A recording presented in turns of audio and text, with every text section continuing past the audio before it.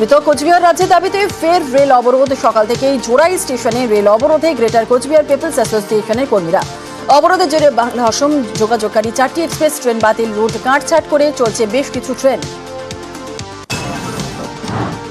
15ই ডিসেম্বরের কন্টাই কোঅপারেটিভ ব্যাংকে ভোট, সমবায় ভোট নিয়ে কৌশল বৈঠক তৃণমূলের। কোলাঘাটে রাজীব বন্দ্যোপাধ্যায়ের নেতৃত্বে বৈঠকে উপস্থিত ছিলেন পূর্ব মেদিনীপুরে জেলা তৃণমূল নেতারা। সোমবারই সমবায় ভোটে ঝাঁপাতে নির্দেশ দেন নেত্রী। সুপ্রিম কোর্টের নির্দেশে এবারই প্রথম মোতায়েন থাকছে কেন্দ্রীয় বাহিনী। যারা চাইছে করায়ত্ত করে অসৎ উদ্দেশ্যে এটাকে নিয়ে যেতে, আমরা তাকে প্রতিরোধ করে আমরা চাইছি সুষ্ঠুভাবে যাতে ব্যাংকের পরিচালনা হয়। তার জন্য জাতীয়তাবাদী দলের যারা প্রার্থী তারা সবাই এই কোঅপারেটিভের সঙ্গে যুক্ত এবং আগামী দিনে তারা মা মাটি মানুষের স্বার্থে সুষ্ঠুভাবে, সৎভাবে, স্বচ্ছতার সঙ্গে এই ব্যাংকটা যাতে পরিচালনা করে তার ব্যবস্থা আমরা করছি। কেন্দ্রীয় বাহিনী কেন, অন্য রাষ্ট্র থেকেও যদি বাহিনী নিয়ে এসে ভোট করে তাহলেও বিজেপির একই হাল হবে।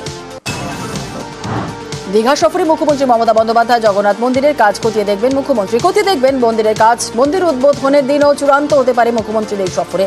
একাধিক বৈঠকেরও সম্ভাবনা। দীঘায় পৌঁছে জনসংযোগ। দীঘার মানুষ তাকে সব সময় ভালোবাসায় ভরিয়ে রাখেন। এদিনও দীঘায় পা রাখার সঙ্গে সঙ্গে সেই অনুভূতিই পেলেন। সোশ্যাল মিডিয়ায় লিখলেন মমতা বন্দ্যোপাধ্যায়। মমতা বন্দ্যোপাধ্যায় কি বিরোধী জোট ইন্ডিয়ার মুখ হতে চলেছেন? তৃণমূল নেত্রীর পক্ষে এবার সওয়াল করলেন লালু প্রসাদ যাদব। মমতাকে নেতৃত্বে চান লালু প্রসাদ যাদব। মমতার নেতৃত্বে লড়তে চান। মমতার পক্ষে সওয়াল ওয়াইএসআর কংগ্রেসেরও। এর আগে এনসিপি নেতা শরদ পাওয়ারও মমতার পক্ষে সওয়াল করেন। लालू जी, ममता जी कांग्रेस उसकी आपत्ति जता रही है। लालू जी कांग्रेस को जताने से नहीं हो, ममता को मुख्यमंत्री नीतीश कुमार यात्रा पे जा रहे लालू जी। अच्छा जा रहा है। तो अब तो नैन सेकने जा रहे हैं न तो ममता जी को दे दिया जाए। हाँ दे दे। কেন্দ্রীয় বঞ্চনা নিয়ে গ্রামোন্নয়ন মন্ত্রক ও পঞ্চায়েতি রাজ্যের স্ট্যান্ডিং কমিটিকে চিঠি। কমিটির চেয়ারম্যানকে চিঠি দিলেন তৃণমূল কংগ্রেস সাংসদ সামিরুল ইসলাম। বারবার কেন্দ্রীয় দল পাঠানো হলেও কোনো অর্থ কেন্দ্র দিচ্ছে না। বৈষম্যের অভিযোগ তুলে স্ট্যান্ডিং কমিটিকে চিঠি রাজ্যসভার সাংসদের। প্রায় 100টা মতো টিম পশ্চিমবঙ্গে পাঠানো হয়েছিল এবং কোনো রকম ভুল না থাকা সত্ত্বেও কেন বাংলার বকেয়া টাকা, যেটা বাংলার মানুষের ট্যাক্সেরও টাকা, সেটা কেন বন্ধ রাখা হয়েছে সেটা আমি জানাই। তারা সঙ্গে সঙ্গে উত্তর দিতে পারেনি এবং তারা আমার কাছে অনুরোধ করেছেন যে চেয়ারম্যান এবং বাকি কমিটি মেম্বার এবং আমাকে আমার চিঠির উত্তর তারা ইমিডিয়েটলি লিখিতভাবে দেবেন।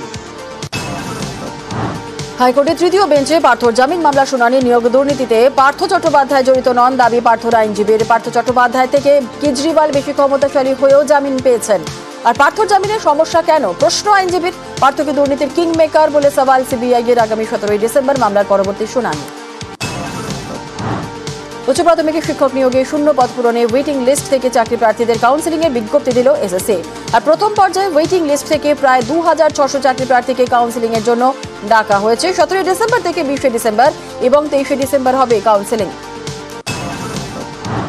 নিউজ 18 বাংলার খবরের যে জঞ্জাল সাফাই করা হলো কলকাতা মেডিকেলে। হাসপাতাল থেকে সরানো হলো মেডিকেল বর্জ্য।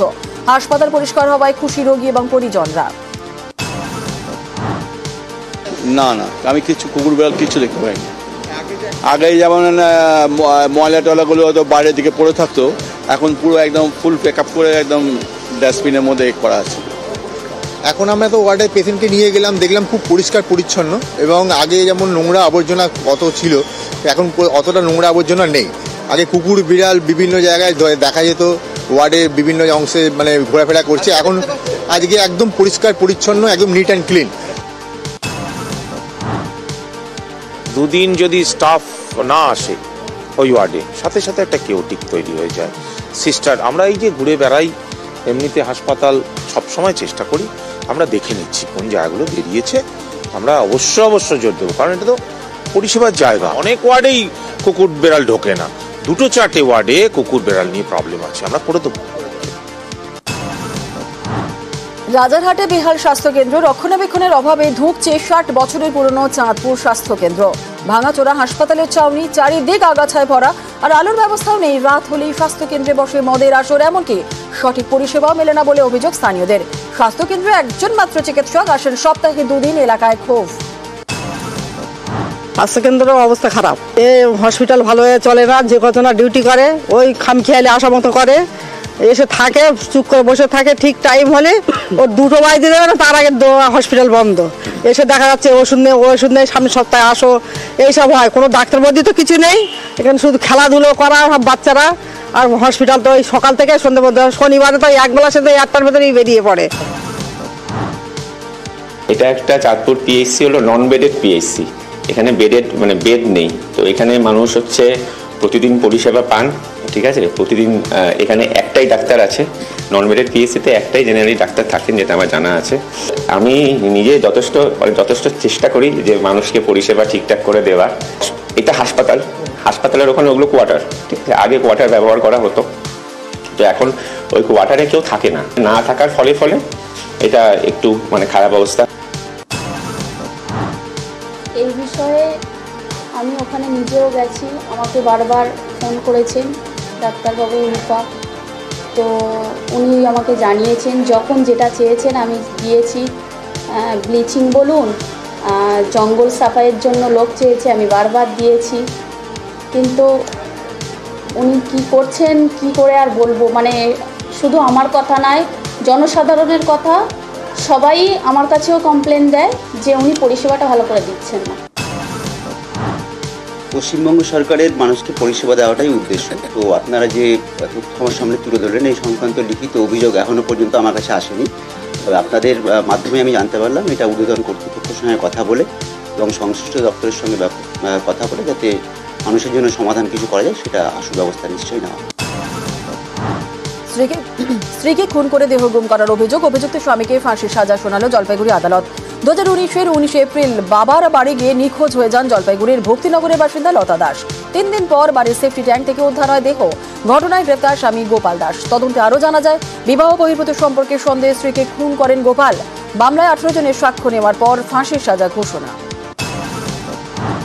খবরের জেরে দূষণ নিয়ন্ত্রণে কমিটি। দূষণের জেরে জামুরিয়ার ইকরা বাসন্তী স্কুলে কমছে পড়ুয়ার সংখ্যা। নিউজ 18 বাংলার খবর দেখানোর পর কমিটি গঠন। দূষণ নিয়ন্ত্রণ পর্ষদ, পুর নিগমের প্রতিনিধিদের নিয়ে কমিটি তৈরি। আমরা নিউজ 18 বাংলাকে ধন্যবাদ জানাবো এবং প্রচারের ফলশ্রুতি হিসাবে পৌরসভা, আসানসোল মিউনিসিপ্যাল কর্পোরেশন অত্যন্ত সদর্থক ভূমিকা নিয়েছেন যে যাতে এই পলিউশনের খারাপ দিকটা যাতে স্কুল এবং সামগ্রিকভাবে তার আশপাশ অঞ্চলে না পড়ে, সেই জন্য জল স্প্রে করা তারা বাড়িয়েছেন এবং প্রশাসন আমাদেরকে নিশ্চিত করেছেন বিদ্যালয়টি এই পলিউশনের প্রভাব থেকে আমরা মুক্ত হয়ে আমরা সুন্দরভাবে আগের আজ থেকে 10-15 বছর আগের যে পরিবেশ আমাদের ছিল সেই পরিবেশে আবার যেন আমরা ফিরতে পারি। অ্যাওয়ারনেস এবং বিভিন্ন প্রোগ্রাম করিয়ে ওদেরকে কিভাবে ওটা ক্লিন ফিউলে কনভার্সন করা যায় এটাও দেখতে ওদেরকে বলা হয়েছে। আর ভেহিকেল নিয়েও যেটা এমিশন টেস্টিং সার্টিফিকেট আছে কিনা এগুলোও চেক করতে আরটিওকে স্পেশাল এনফোর্সমেন্ট ড্রাইভ করতে বলা হয়েছে। প্রাথমিকভাবে এটাই আলোচনা হয়েছে। ঝাড়খণ্ডের চাকুলিয়া রেঞ্জের রাজবাসায় রয়্যাল বেঙ্গলের আতঙ্ক বাংলা ঝাড়খণ্ড সীমানা এলাকাতেও। ওড়িশা বন দপ্তর সূত্রে আরও খবর, শিমলিপাল এলাকা থেকে একটি বাঘিনী হঠাৎ বেরিয়ে পড়ে। বাঘের গলায় জিপিআরএস ট্র্যাকিং লাগানো থাকায় সুবিধা। বাঘের লোকেশন সহজেই বোঝা যাচ্ছে বলে বন দপ্তর সূত্রে খবর।